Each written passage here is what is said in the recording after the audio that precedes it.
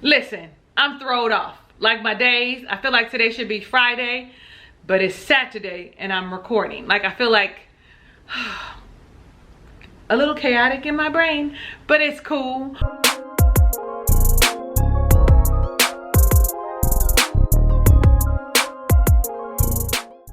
What's up? How you doing, Ray of Sunshines? I am your girl, Talisa Ray, wife style coach. We are reviewing Married at First Sight, season number 13, episode number 5, Keys to My Heart.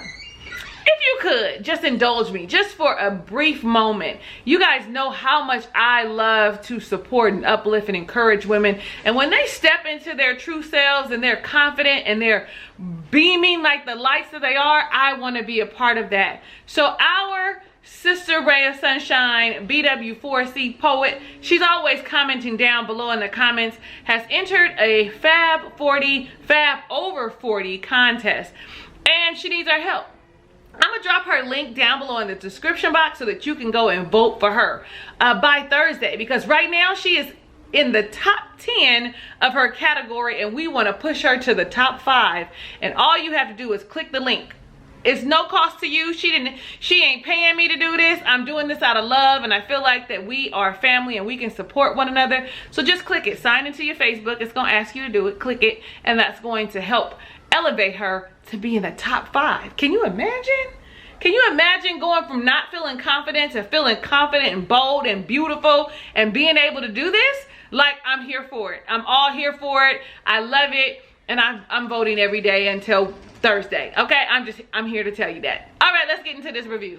If it's your first time here, I go couple by couple, not scene by scene. It's good this way for my spirit because they have a lot going on and it just seems like an easier flow for me.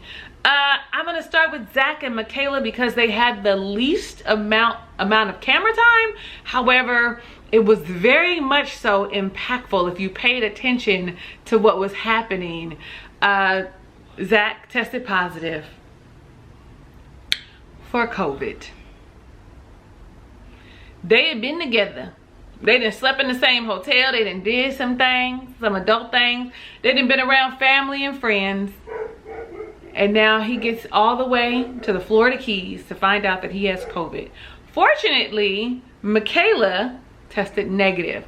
My question is, he could have got it anywhere. I thought these people were being tested. But as we know, there's no sure way to just really pinpoint it unless someone else is telling you, I've got it, I got it, I got it, I got it.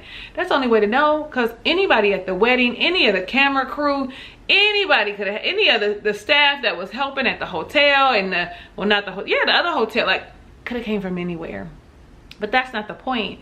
So of course you would be devastated. You just meet your husband for the first time and you don't get to spend time with him.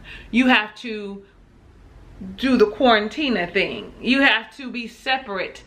But now you're together. As she said, I just met him. I don't want to be by myself. Okay? Where you have Zach, who is concerned. Like, I don't want to be in the same space with you. Like, I want to protect you. And she's all like, that's okay. I want to be there. Now, here's a few things that we kind of pick up on. I didn't think that she really cared about his well-being, right? I don't feel like she was concerned about him. It was more about, I just got married. I want to be with my husband. I'm sure he wants to be with you too, doll. But don't be bratty, right? This is a serious virus that is affecting all of us in one form or fashion. And he is saying to you, I want you to be safe. And you're saying, what about me? No. How about, babe, I want you to be healthy. I can't wait for us to get together. What is it I can do to support you? Because you have to isolate yourself for X number of days. Like, what is it that I can do? I mean, that's just me. And maybe I'm wrong. Maybe I'm looking at it wrong. But I also feel like you can see here where she's coddled by her family and how she gets what she wants all the time, because that move, for me, her expression was very much so bratty, very much so selfish. And I get you being concerned about the connection that you guys may or may not have moving forward because of this distance. But there are ways that you can communicate and still get to know each other. You guys, what do you think? What would have been a better way for her to react? Not only that, what are things that they could have done so that they could still feel close and connected even though they are not? She decided to go back to Houston instead of hanging with the other couples and talking to them, because honestly, listen, check this out. When I was looking at how the hotels were situated, maybe she could have got a room. They could have given her a room next to him, and they could have been on the balcony with their masks and talking on the balcony, right? Being there. You going back to Houston even drives a bigger wedge between the two of you in your communication. Things that they can do is get to know each other through FaceTime and on the phone. Like he said, he was weak and he was tired, exhausted, but when he, you know, they have bursts or spurts of when they feel normal is what I hear.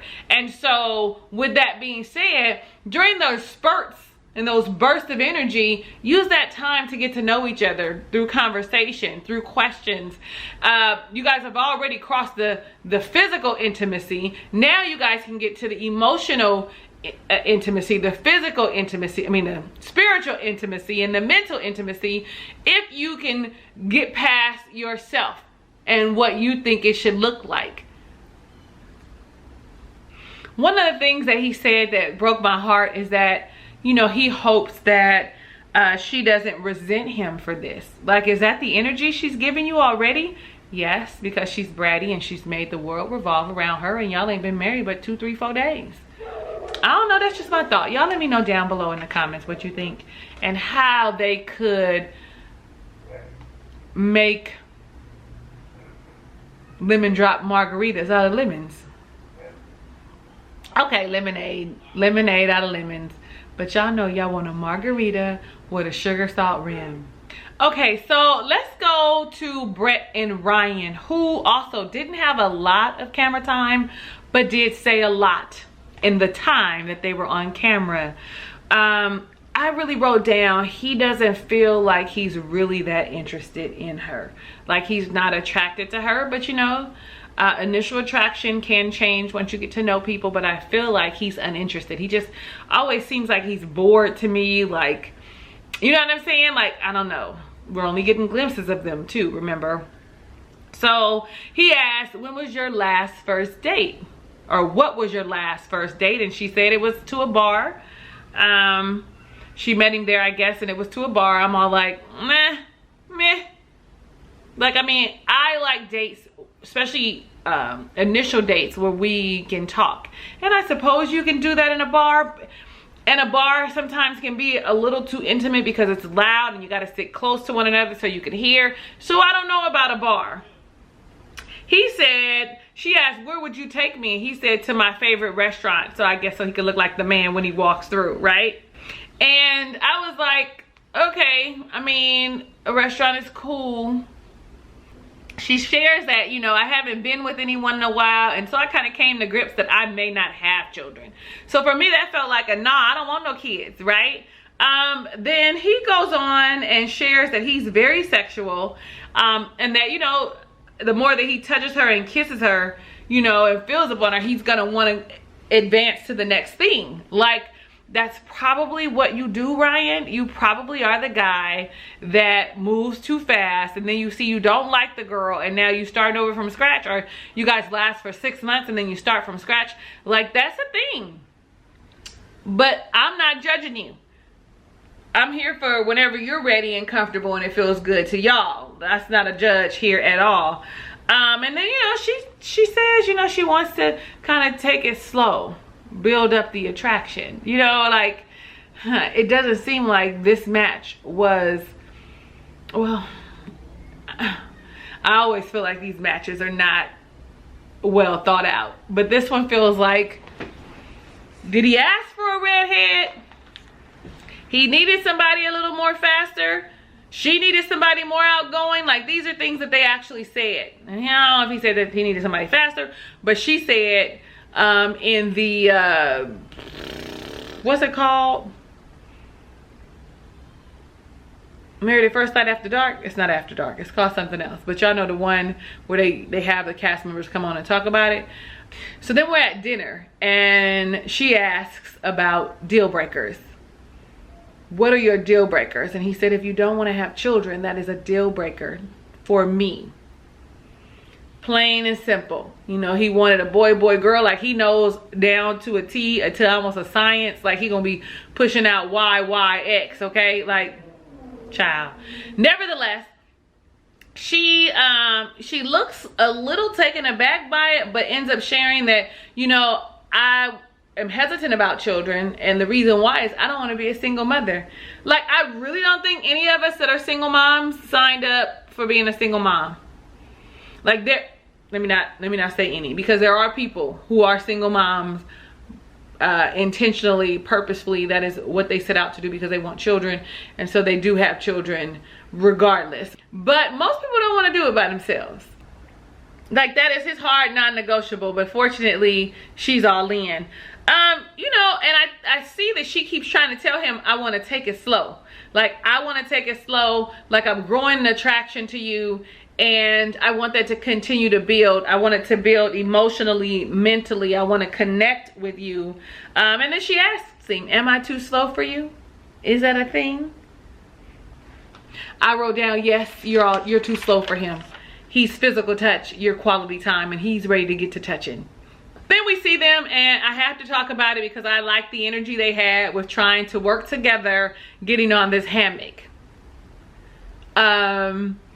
Listen, communication is key in every relationship, and this is really low-key an exercise on teamwork and communication. How to get on a hammock, how to work together, and we got these cups. Everything, these drinks, because they full, right? Everything can be an opportunity to work together, to focus on goals. Like, if you guys can communicate to get on that hammock, you winning. To me, like, I ain't never been on a hammock, not even by myself. It just seems so unstable. And where I say I have a fear of heights, I really believe I have a fear of falling.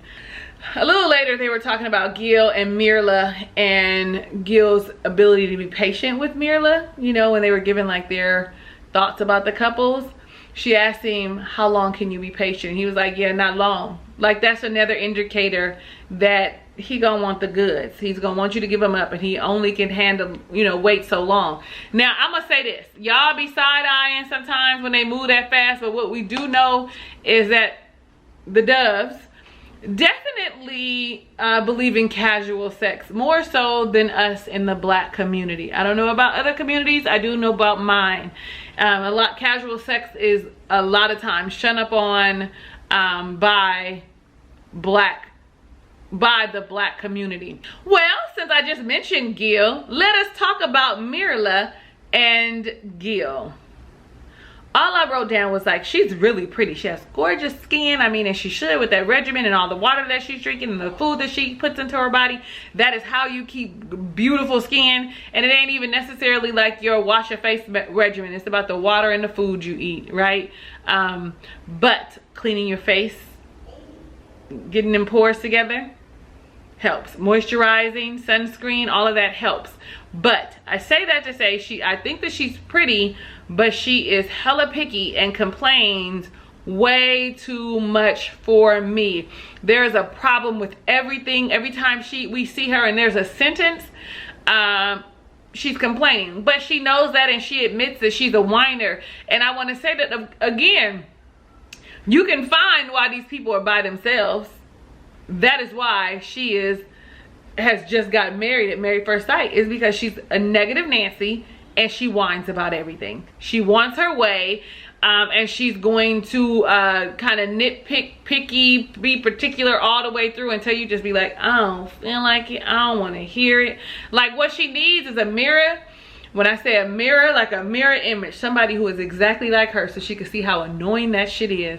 Anyway, Gil asks, on a scale of 1 to 10, how happy are you? And so I thought he meant content with who you are, but he meant like in the marriage at this particular moment. And she gave it an 8 and said it needs a little glitz and glamour. because as he said, his wife is bougie. Now, I don't think there's anything wrong with caring for yourself, being well maintained. But I also feel like it is not, we can't expect somebody else to do it, or somebody else to be on board with our standards and the things that we want.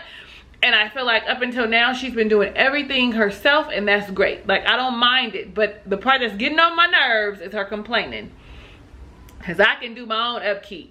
And I don't think I ain't gonna be like, thank you so much if you decide you want to contribute to the upkeep of me, okay? But I'm here for being able to do it yourself. Like, it's not something that is required. I like nice things. I can buy me nice things. Anyway. When she asked him, she was like, oh, it's a 10, because you'll be good anywhere. In the desert, it don't matter where you are. I mean, listen. If you are a Bible thumper, you know that the word says, be content in whatever state you are in. And he is definitely exhibiting that. He's actually very lenient with her. And I'll probably be saying the same thing every week about them, because he is allowing her a lot of grace, a lot of room with all of this, like, nagging and complaining. But we know that it is an issue. When I get to the outside pool thing, you can tell that it's a total issue. I wrote down, he's excited about getting to know her, is what he said, like knowing more about who she is, and not just this surface stuff that she's showing right away, being picky.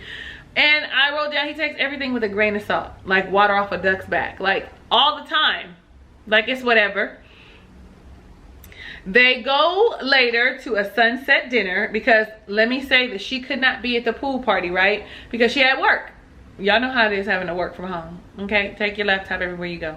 But they have a sunset dinner, and I think that they both look very nice. Like, they complement each other in their good looks. And Mirala's like, give me the deets. Tell me what happened. How are the couples? Tell me what's good. And he talks about how Jose and Rachel are all over one another. Woo, they all into one another.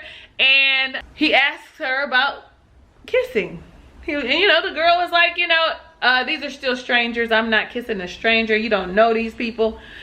So my question to you is, have you ever kissed a complete stranger? And when I say complete stranger, like you met them today, you know nothing. You may not even know their name, but we're going to say you know their name. Have you ever kissed a complete stranger? I mean, you know, and you might have sat in a bar or at a club and talked to somebody for a while. But baby, let me tell you, he's still a stranger. She's still a stranger. They are still a stranger. Have you ever? Don't be ashamed. I have, okay? Yes, honey. Some of the best kisses have been from strangers. And the funny thing is, I always be yelling at my sons about mononucleosis. You kissing somebody and they might got mono, you gonna get mono. Like, here they mama is kissing a complete stranger. Like that. I'm not reckless with it, but sometimes it just feels right. Anyway, and not even drunk all the time. Well, it's been a long time since I've drunk kissed anybody, but you know, great kissers can get me to kiss again and again and again. As they sit there and they start talking about relationships, Mirala shares that it's a lot harder for a woman of a particular age to find, you know, her husband, or for her husband to find her, and for them to move forward, right? It's a lot harder. But Gil, what's your problem? Like, you're relatively successful, you don't have any children, you know, really well put together. And what he said was, listen, I ain't found nobody I wanted to marry. I haven't had that many long-term relationships, and to him, long-term equates to 6 months or more, and that he has not had a lot of long-term relationships, and that his last relationship was 6 years ago. So maybe, just maybe, he's a little rusty. So then the next day, he plans a very dope ass date, the seaplane. To go on a ride, to be able to look over the island, and they land on the water. Okay, I'm afraid of falling. But I'm gonna skydive on Sunday. I'm afraid of falling. I will always say heights, but somebody made it clear to me that it's the falling part, right? But I would go. Like, I'm here for it. Would be nervous, stomach in knots, heart pounding. I would go. She immediately complains, like, I get motion sickness. It's a thing. It's a thing, right? But like certain conversations, if those are things that are an issue, you should share. She did compromise and got on up there. She didn't compliment about how beautiful it was. She kind of was just sitting there, very stoic face. He was smiling and enjoying it, and she ended though she agreed to go on there, she ended the date really soon. Like, just this, can we go down now? It's too bumpy. Total negative Nancy.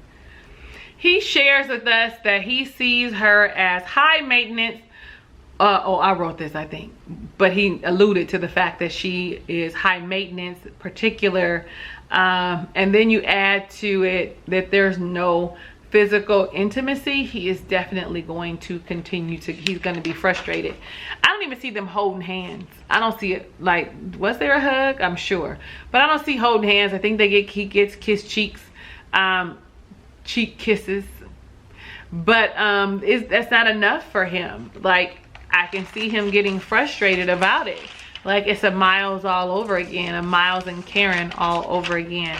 Let's talk about the pool really quick, since Gil was really like the main focus, kind of like he was asking all the questions and trying to see where the couples are. This is a good place to insert this. They go down, there's some introductions. Of course, everyone's there except for Zach and Michaela, and then Mirla, because Mirla is working in the hotel room.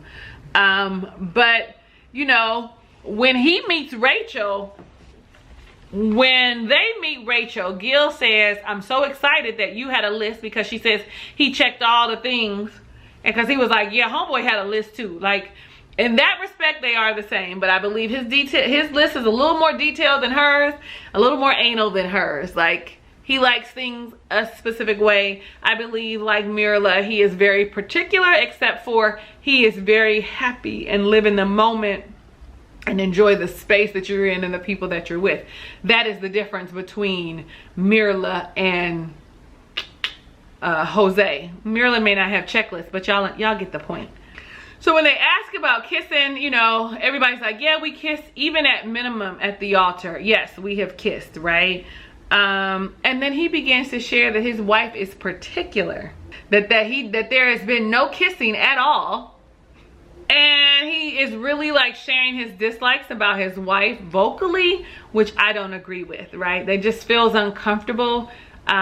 These ladies know her, so, and they build some bit of a rapport with her. So you got to be careful with how you express yourself. Also might be why he's single, because he don't know when and how, right? Then he says something that I wasn't a fan of. He shared that she gets cranky if she doesn't eat or if she doesn't sleep. So he treats her like a toddler. And just gives her way. Like, feeds her, let her take a nap. Like, that's not really how I want to be described, you know, by someone. That I throw tantrums. But on the flip side, Mirla girl, it's too early to be throwing tantrums.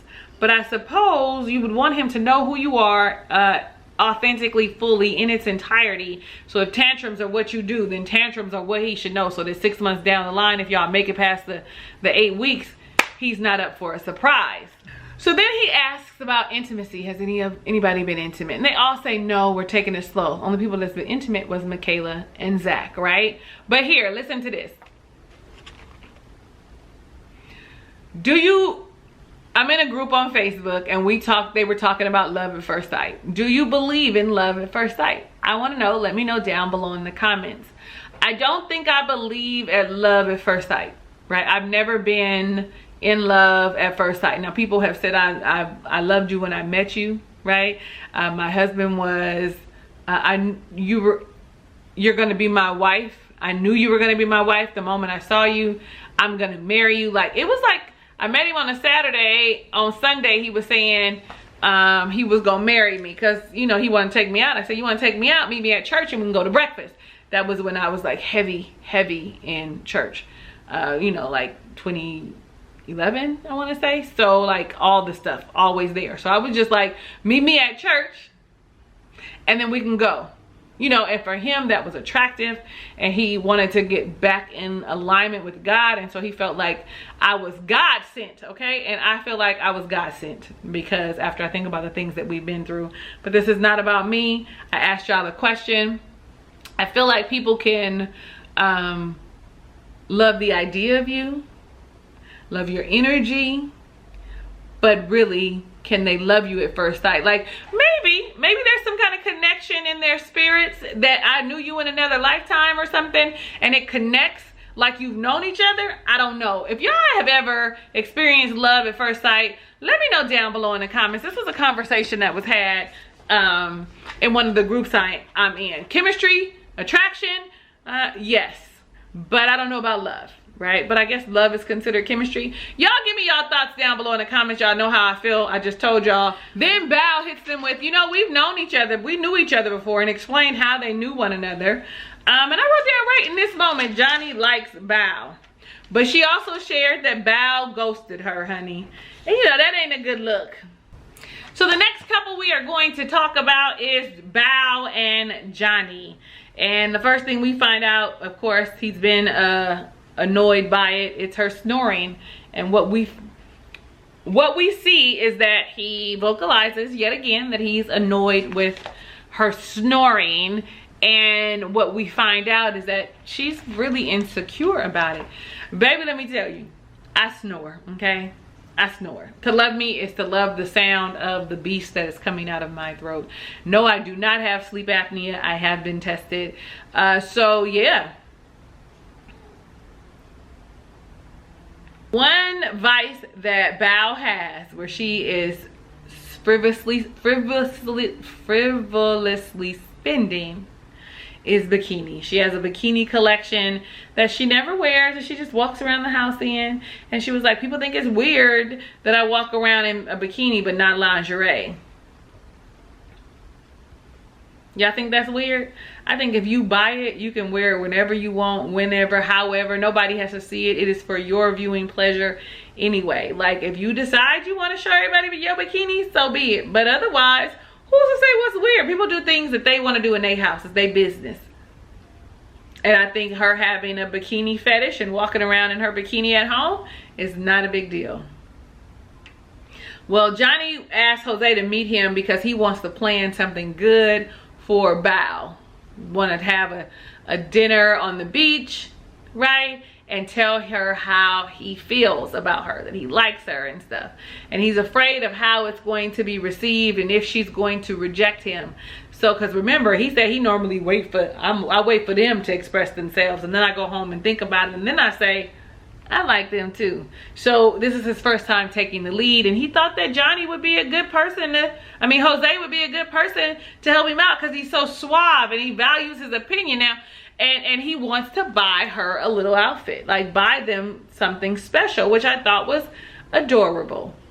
And I'm gonna just say, anytime we are dating someone and we are feeling them, right? And you're not sure about how they feel because they haven't vocalized it, or y'all haven't had the conversation, or the energy changes, because he says that Bao is hot and cold, right? We always run the risk, okay, of being disappointed, somebody rejecting us, brokenhearted. We always run the risk. But the one thing that we have to do is own our feelings. They're my feelings. And so if I want to express to you that I care about you, I have to own that, regardless of what your response is going to be to me saying, I care for you, I adore you, I want to be with you, I want to spend time with you, I want to get to know you more, any of that. We always run the risk. But what I know for sure is that those are our feelings, and we have to own those feelings. Feel what you feel regardless of what someone else says. Now, if they reject us, then of course that's a whole nother story. We get to pull back and say, you know, I see he doesn't feel that, he or she or they do not feel that way about me, and so I'm gonna move differently, right? But these are our emotions to manage. These are our emotions to share. And I'm gonna say, no one is gonna know how you feel unless you open your mouth and say something, okay? He gives her the gifts, and I just did not like her reception. Like, these ladies need to work on being gracious. Like, he had to buy you shit. Like, what? Talking about, oh, I didn't know I was an XXL. Okay, first off, that is a blousy shirt. And you can tell that that is not for an XXL. Okay, you can tell if you know anything. And I thought that that was nice. I think that that was more like a cover-up. He could have got her one of them dresses. That might have worked out. But again, he probably got that because I'm not really sure what size. This is just a gesture, a small gesture to show that I planned something, that I know how, you know. And then she was upset that he paid full price. I understand, she's frugal, but yo, now is not the time. Like, I'm big on gratitude. If you aren't grateful for the things that you have, people will not do things for you. The universe will not send stuff back to you. You will not get the things that you deserve, the good things that you deserve, if you're not grateful. Like, gratitude. And she did give a little bit of, this is so sweet, no one ever has done this for me before. But I just was like, the energy of like nitpicking what he did, for all of the ladies that were nitpicking, Mirla included, Michaela too. The energy you put out is the energy we're gonna get back. So we get to the beach, and it's a nice little beach picnic with a basket and some roses around. And she's like, I've never been on a picnic. This is so nice, a picnic basket. Listen, fellas, ladies love picnics, but make sure that they like to sit like on the grass, like they're not allergic. You know, ask the probing questions, because a picnic could also be on a bench, right? We love a good picnic. I mean, let me speak for me. I love a good picnic. Ladies, if you love a good picnic, let the fellas know that you love a good picnic. Something well thought out. It ain't even gotta be fancy. Just the fact that you wanna go just sit down and talk to me and eat in the park or at the beach or what, it ain't gotta be fancy. Anyway, he shares with her how he feels, and he starts off by saying that love is not a guarantee. And that he really likes her, and he normally doesn't, you know, vocalize this because he's the fear of rejection. Then he goes on to say, listen, if you don't feel the same way that I do, you can tell me, right? And what I want you to know is when we do that, it is a protectant. Like, it's almost like I'm saying, I gave you permission to tell me that you don't feel the way. And if I do that, then I'm not going to, it's not going to affect me as much. That's what that is. Like, I like you, you know, and if you don't feel the same way, it's okay. You can let me know. It's really not okay. I mean, they should tell you, but don't tell them that they can tell. You know what I mean? Like, for me, it feels like patting. It feels like me saying that is patting. Like, I don't want to be disappointed, depending on the situation, and specifically when we're talking about emotions. So they get back, she shares that she feels the same way, right? That I like you. I feel the same way too. Say you do, baby. Oh, show me, tell me that you, that's the song. I jacked it up, but y'all get it now. Anyway, now that he knows that she likes him, he's hoping for a little more closeness, that they could remove the barricade. Honey, and in the after show, we find that the barricade, that ain't really Bow. That's more Johnny. He got like 5 pillows searching around him. Like, what are we doing? He wants less talking and more intimacy, but the talking is what's going to make her want to be intimate. So she says to him, you know, they remove the barricade and the pillow, right? And she says to him, I got one more thing to say. And she shares that she's insecure about her snoring. And he kind of rolls his eyes and kind of say that she like messed up the mood, but she really didn't. She really didn't. This was a great opportunity for him to seize a vulnerable moment, because she was actually sharing and opening up, letting him in to who she was and how something made her feel.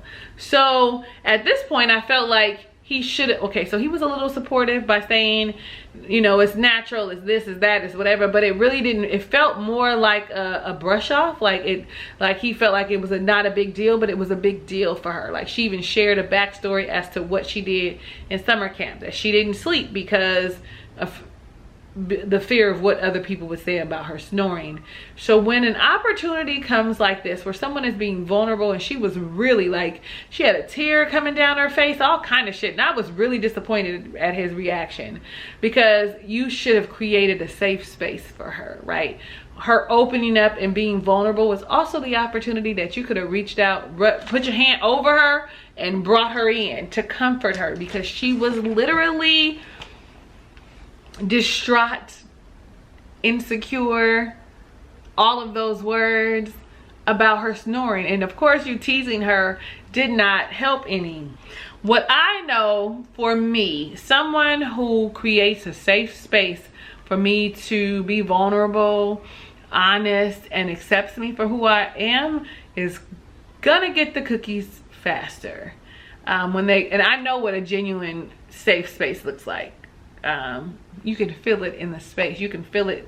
If she was looking at him, she probably would have felt a way about how he received what she wants. The ability to be vulnerable creates a space of intimacy. Let's talk about our last couple, Rachel and Jose. I'm all like, Jose is doing a lot, right? The whole give me 5 kisses, and he's got major new relationship energy, lustful energy, for y'all who need clarification of what that is. And Rachel wants to know him in a deeper manner, right? So she asks, we know what our similarities are, what are our differences? He talks about the coffee. That's not what she meant, Jose, because she came back and she shared what her pet peeves were, okay? And one of which was she felt like he was treating her like a child by trying to brush her teeth, trying to feed her. And then she begins to explain the importance of her autonomy, and how her father said, don't be a housewife, pretty much don't depend on a man, have your own money, because if he ghosts you, if he leaves you, you have something to fall back on. But he's a provider. Like, in his mind, he's a provider. That's probably what he saw with his mother and father, and he wants to take care of her. She wants to contribute to the household too, is what she's saying. And I commend her for speaking her truth. But honestly, I'm gonna get to it, because she probably should accept some of the help so that she can get on the financial level that he is. Like, hold that thought just a second. And let me talk about the feeding, right? Nobody fucking really wants to be fed. That's not what he was doing. He was feeding her like in an erotic manner, because what they showed was the cake, right? And I think another, like, here, taste this. Y'all ain't never had y'all boo, y'all bae, your spouse, your partner, your love interest tell you, here, try this, and feed you. That's not spoon feeding you. I think she's got some underlying issues about people trying to control her, right? I think that she needs to probably see what that's about, because some of this just seems a little bit far-fetched. Some of it I get, but the whole, if he's doing it all the time, that's one thing. But I really think he's just trying to be erotic and sensual by feeding you. Like, when a man feeds you strawberries, like that cake, like, it could be very intimate. Overall, I'm just glad that she shared it, because they do have different views on how households work. He's very much so traditional in his thinking and believes that he should be providing for his wife. Like, I don't think I heard him say he don't want her to work. Like, let him provide and save your money and contribute where you can. But hold on. So she takes him deep sea fishing, and they have a good time. And again, you hear her talk about, he caught the fish for me, but I really wanted to do it myself, independence. And I kind of wonder if that comes from like what she saw in her household with her mother. Like, did she feel like her mother was not independent enough, that she leaned too far on her dad? Like, why is she so extreme with everything? They're sitting out, and Michaela FaceTimes them, and she shares with them what's going on about the whole virus situation. This is when she tells him that she's gonna go back to Houston, and that Zach will be there quarantining. Now, Rachel says, she was like, I would be afraid that the separation would break our connection. I'd want to try and stay too. So they go on this romantic boat date and they start talking about the living situation. You know, Jose wants her to come live in the house that he's secured for his future wife. And she's like, I want to contribute and I have an issue with me moving into your place. It is still your place. Y'all have heard me say this time and time again. Like, I don't believe in, specifically the fellas, moving in with the ladies, because easily you can get upset and be like, get out my house. I don't want you here, it's mine. And I think that that's also how she feels about this. But the difference is you guys are married. So, you know, cross the bridge when you get there. Maybe you guys can, you know, in a year buy something together. Like, especially if you think you're gonna be with him, you got to find a solution that's gonna work well for the two of you. I commend her on her ability to communicate. Now I want to see if she can compromise. I mean, she's committed. Let's compromise. She is pretty much saying, I don't want to be a kept woman. I want to contribute. I want to carry my weight, you know. I don't know, ladies, how would you feel? I mean, she is new age. Well, how old is she? In her early 30s, right? Listen, let him take care of the mortgage and you know the deal. Let him handle the mortgage and you handle the utilities and the groceries. Find a way that you can contribute, but allow him to lead the way he wants to. Like, I don't know, y'all. I'm off for it. I am going to contribute. I am going to have my own money. But so they go to bed and she's all like, we need to have one more serious conversation, right? I know we've talked about a lot, but we need one more serious conversation. And this one is surrounding finances, right? So she talks about how she's watched him and manage his money, go onto his apps, you know, and that, you know, she's looking and admires it, but does not have that same discipline. That all she has is a savings account with no money in it. So again, I appreciate her honesty. I appreciate her transparency and her ability to communicate. And so you're talking to a man who does do all of these things well. So what happens is she said, how are you going to help me, or something like that, right? You know, how can I get to a place since we're together? What are we going to do? How are we going to operate in our finances? And, you know, he said, are you going to give me all your money and I'm going to manage all the money of the house? She was like, well, she was like, what do you mean? Like a joint and then I have a separate account? He was like, no, like everything. And we divvy it up and pay all the stuff in the house. And then whatever's left over, you can go and you can get. And she said that made her feel like she was a child. Like, this is really like a trauma response. It's something that she saw in her life. However, y'all know how I feel about finances. I feel like there should be a house account that you guys say this is what's going in here and it's whatever. So if my responsibility is utilities and they come up to $500, then that's what we set that I put in there. If I'm responsible for groceries and we know that we spend another $500 because we got a family in groceries, I don't spend that much. I think I might spend $250 in groceries a month. But that's also going to go in there because that's where the household budget is. But the rest of my money goes into my financial autonomous account so I can do with it what I please. And one of the things that I thought about was that, because she said she felt like it was an allowance. One of the things I thought about was, here's a great opportunity for you, Rachel, to get your finances in order. You can let him handle, you know, big things. You take care of your car notes, your credit bills, your credit card bills, all the things that are yours, right? But you say, okay, I'm with this. I'm with us doing X, Y, and Z, and putting this amount in, because that way it helps you to now focus on saving, you know, maybe listening to his tips and investing, you know. So, I mean, it's an opportunity that I don't want her to miss. Like, let him. Then save your money. You go to work too. Like, I don't know, y'all.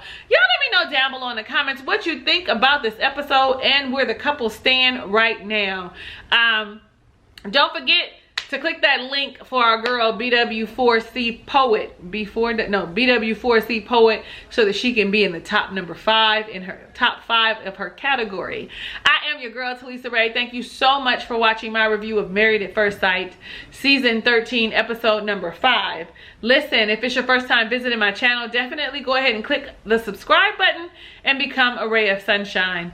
Next to that is the notification bell. You want to be alerted of when I upload videos. I mean, come on. If you're not getting my videos, click and unclick. Because our homegirl last week, she was like, I ain't been getting notified, but I re-clicked it, so you know, she get notified again, right? Like the video because you like me, or you like the color of my lipstick, or my hair wrap, or, you know, or my bangles, or whatever. You know, you think I'm glowing because I think I'm glowing and my skin is popping right now, but it, you know, it's a thing. Any of that. Like the video because of that. Share it with your friends so they can join in with us in the conversation about what's going on with these couples and provide their opinions with us.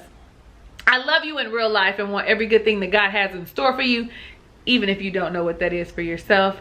Hugs and kisses and lots of love. I'll see you on the next review.